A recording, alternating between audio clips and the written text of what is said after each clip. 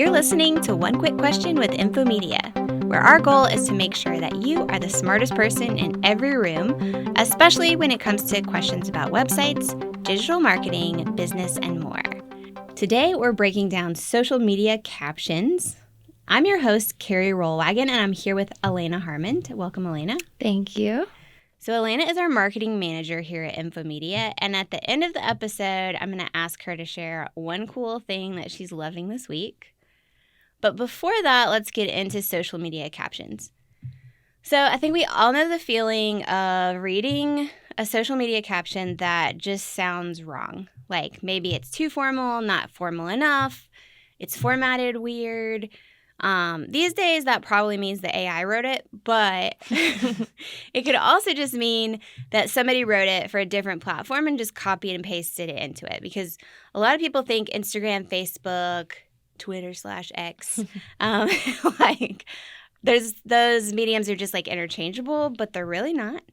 And Elena is here to help us figure out how to write captions for each platform. So welcome. Thank you for having me. Yeah. So I guess first, can you just give us some like overall tips as far as like how to approach writing social media captions? Yeah, so I would say, like you said from the start, I would say you need a different caption for each platform. So you don't want to use the same captions just because, like, first of all, there are different character limits on each platform, but also there are different audiences on each platform. So you want to speak to whatever audience that you're talking to. And then kind of like different personalities a little bit too, right? For sure. A lot of times it's like different ages of people, different demographics, different, jobs that they're doing and things like that. So taking all of those things into consideration whenever you're strategizing for this. And then I would just say try to write like a human, not a robot as well. Like you said, it's you can kind of tell when things are written by AI these days. And it's, the lines are blurry and probably going to keep getting blurrier, but it's definitely good to try to use your voice there. Yeah. So even if you start out with some ideas from a robot, you can still make those sound human. Yeah. Yes. And I think that that's totally okay. I mean, we do it, and I definitely think that it's helpful in a lot of ways, like to save time and just, like you said, brainstorm ideas and find new ways to say things, but definitely rephrasing to just, you don't want it to be like all of these random, buzzwords and things like that you'll often hear from AI. Yeah. It likes to be cheesy. For sure. It likes rhyming. Yeah. Definitely. All right. So let's start with Instagram. I guess tell us about the people who use it. So on Instagram, the audience skews younger. So most of the users on Instagram are between the ages of 18 to 34. And that means that you're going to want to appeal there to like a younger, mainly like Gen Z millennial crowd. Mm-hmm. But also there are a lot of companies on Instagram as well. So it's the second most preferred customer service social media platform next to Facebook. So it is important to also be professional there as well. Okay, so like as far as a customer service platform, do you mean like a business when you're talking to your people, like they may like reach out to you from Instagram as well as on your website? Yeah, totally. A lot of businesses will encourage their audience to message them and things like that. Personally, like for Infomedia, we don't really do a lot of business that way, but if like our clients and stuff see our posts and comment on them, we always try to respond. So just connecting with your clients, even if you're not directly doing like, messaging them back and forth and stuff, you can still have that connection there.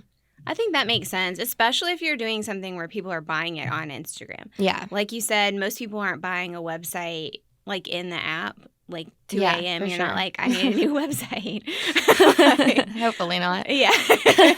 But I buy a lot of stuff that way, where I'm just like, before I even kind of process that I've done it, I spend money. So especially if your customers are buying that way, you probably want to talk to them there. Yeah, because then if you're like, I'll take your money on Instagram, but if you have a problem, you have to go to my website. It seems a little rude, maybe. Mm-hmm. Yeah, totally. And like for companies that are providing a service like Infomedia does, or if you're not providing like a tangible product or like something that someone's going to buy on Instagram, just using it to stay in front of your audience and, build that trust with them. It's a great way to use not just Instagram, but all of your social media. Yeah.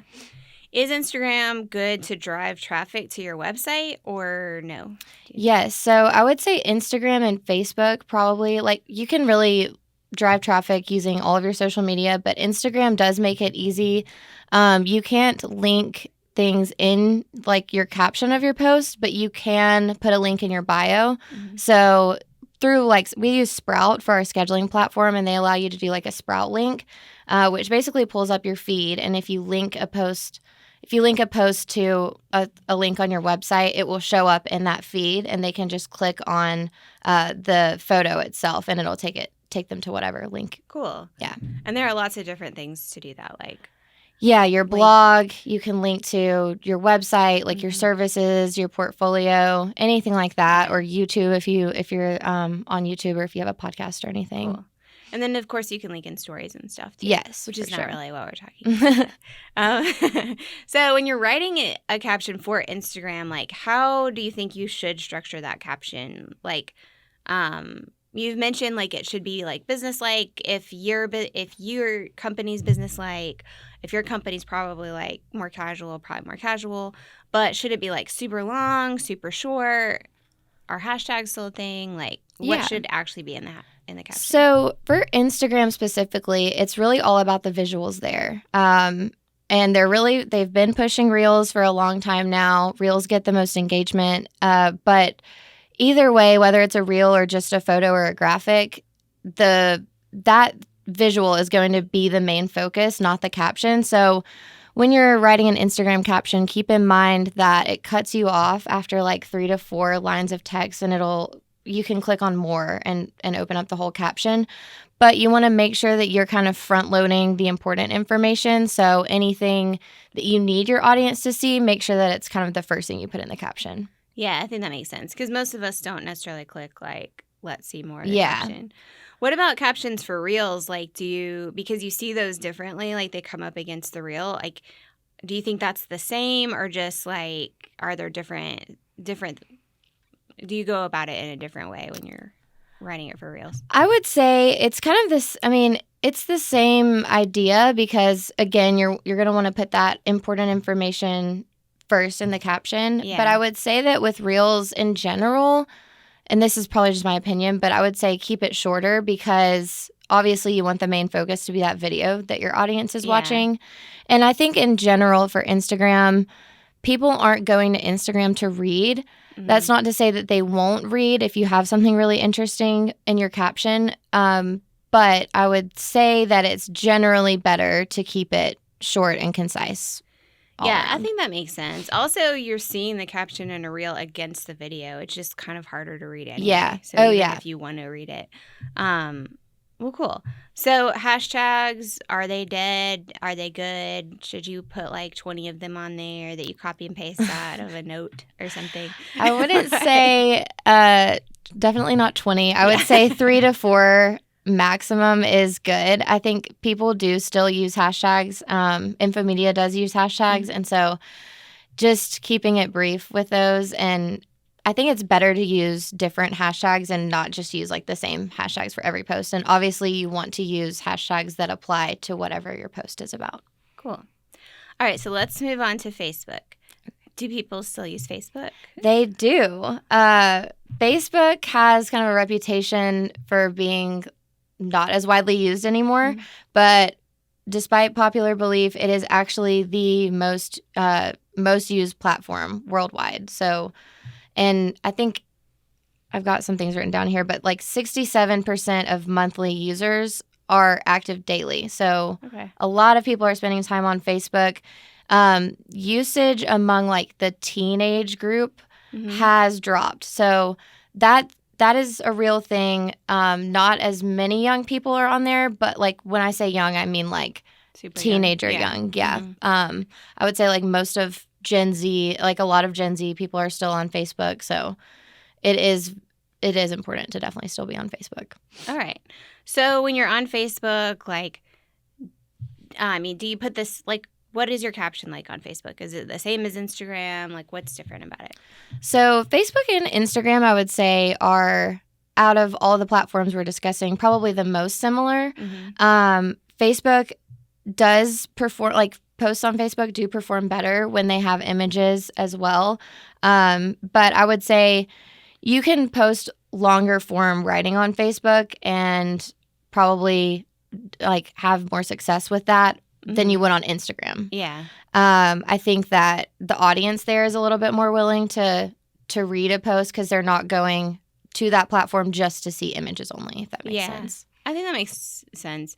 This may not be true, but I think Instagram is all about scrolling, and then so much of it is in stories and things like that. The feed is really de-emphasized, and Facebook, it's not. So it kind of makes sense that you might sit there a little bit longer and read something. Yeah, for sure. And I mentioned this earlier, but it is the number one, like, most preferred for customer service. So if you have, your audience is on Facebook, like, and they're looking on social media to find your business, that's probably where they're going to go first to see if you're on social. All right.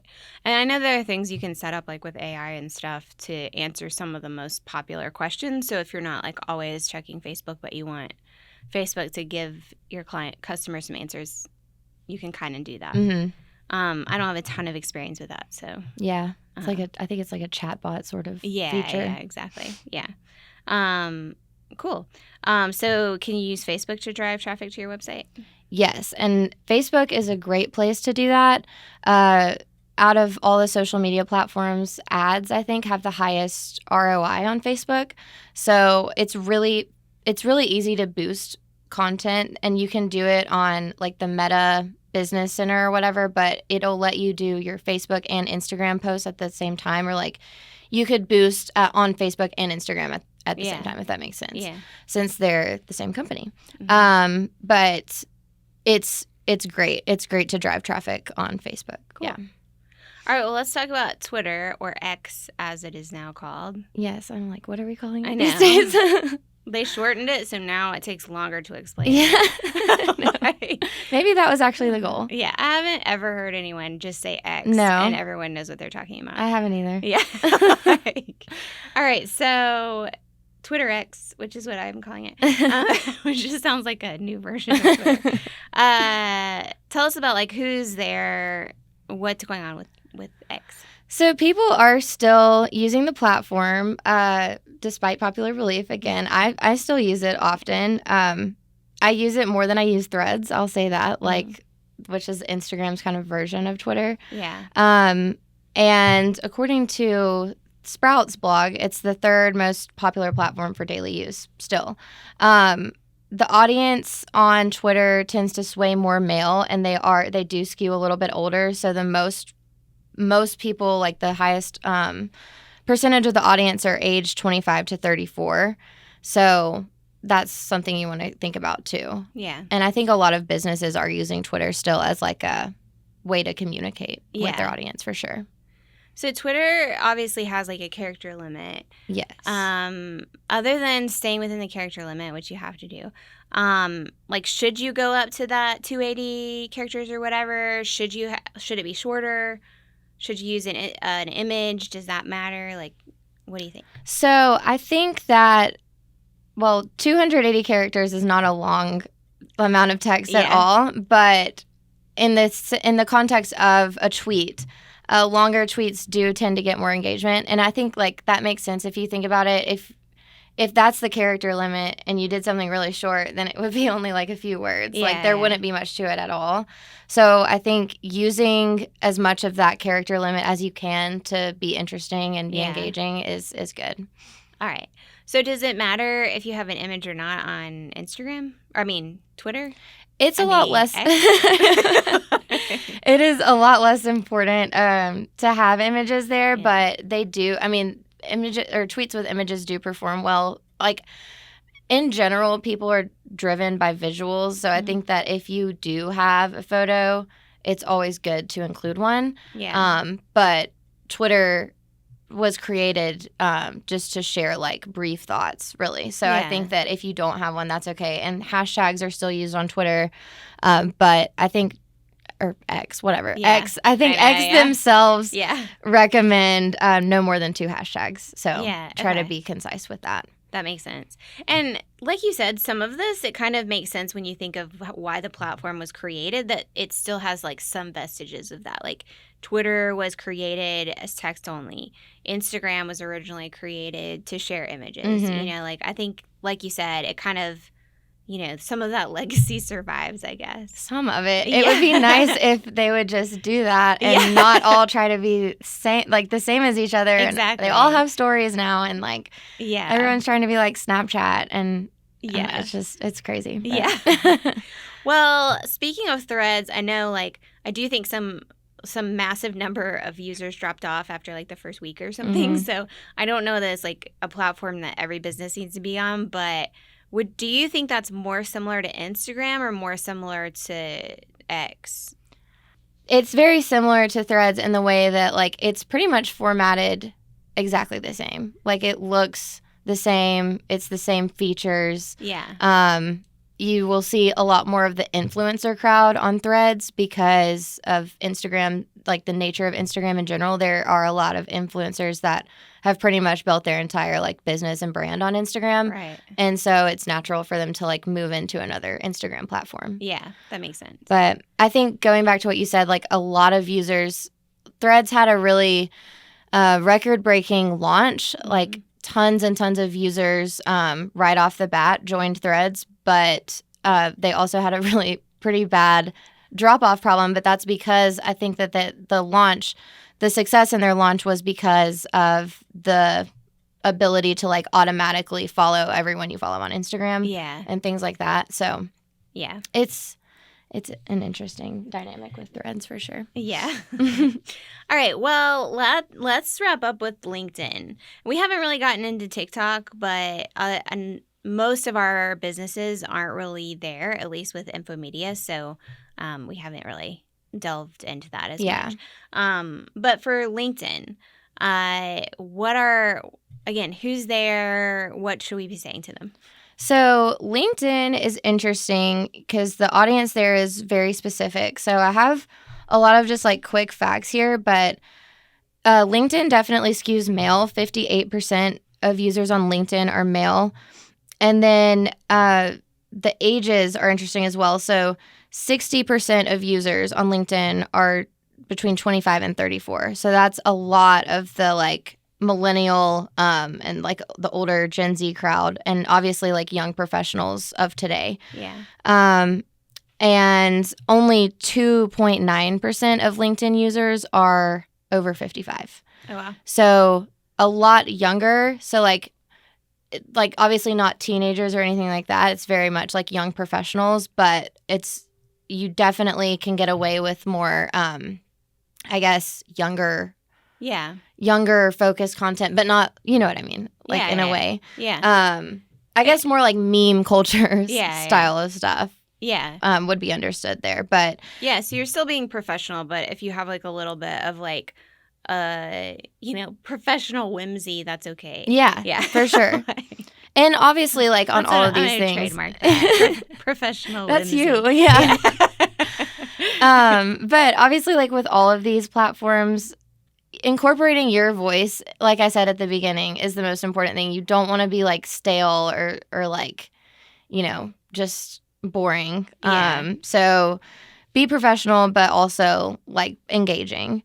But going back to the audience on LinkedIn, at least half of the audience or at least half of the demographics there make over $75,000 a year. And so, and more than half of them have at least a bachelor's degree. So obviously this is really the place for B2B, and just focusing on what are professionals wanting to hear about these days. Yeah, I feel like in LinkedIn, you can just say, like, I got this award or I got whatever, and you don't have to worry about it being, like, cheesy or Yeah. whatever. It's just like a place to share that kind of thing. Yeah, that's literally what it's for. Yeah. It's like, Yeah. look what I did. Yeah, What's so great about me? Let's network. Yeah.